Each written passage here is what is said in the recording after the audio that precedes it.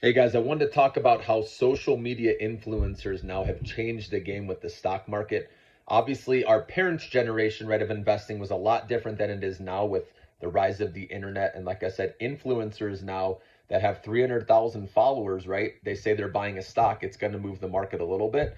Now, obviously, institutions, right, have the biggest sway with the markets because they're usually buying and selling a lot of shares, okay? But retail traders, like I said, the rise of that is slowly growing again because, like I said, a lot of people are following what these social media influencers are doing. Okay. So that provides, a lot of times valuations don't make sense where stocks keep going higher when normally they would sell off. In today's day and age, they can go a lot higher because of short squeezes. We know a lot of people are shorting some of these stocks out there. Okay. And that provides a huge room when the short squeeze happens for stocks to go higher. Okay. But you have to know what goes up quickly can also fall very quickly as well, guys, because at some point, valuations come back into the picture. Okay.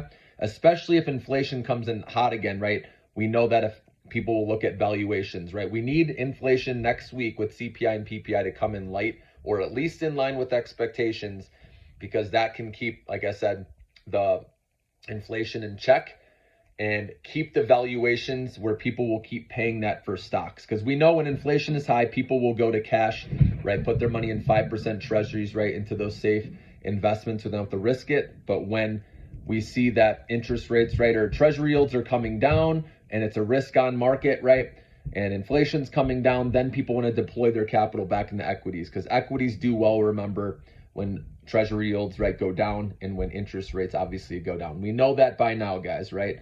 So, but anyways, social media influencers, like I said, are affecting retail. This is allowing stocks to go up higher, but you have to know they can crash just as fast because of the high short interest, okay?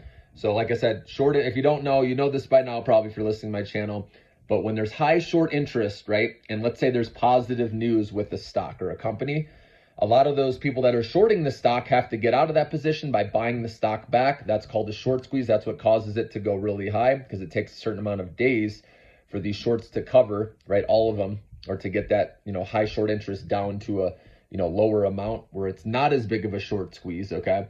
So that happens, okay? But then eventually, once the stock price is high, the shorts will climb back in and bring the stock price back down. And remember, a lot of these meme stocks, we've seen it, when the stock rips higher, what happens?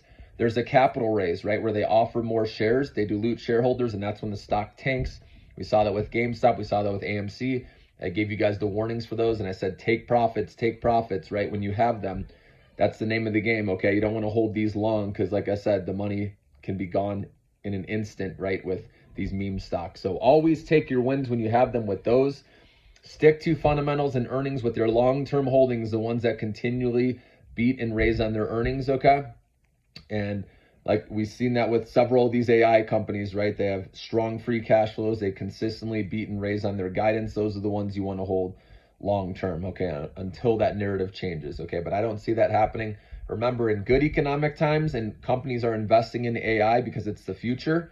In bad economic times, they need to deploy AI to help make their company leaner, right? If they need to cut costs, they need to reduce the labor force, right? They're going to use AI to help them save while increasing productivity. So that's why whether we're in a good economic environment or bad, AI is still going to be needed, and maybe different industries involved with AI of what stocks benefit. But overall, the AI theme, guys, is going to win over this next decade. And that's what I'm saying. That's where you want to be long, guys. I've been saying it for a long time now.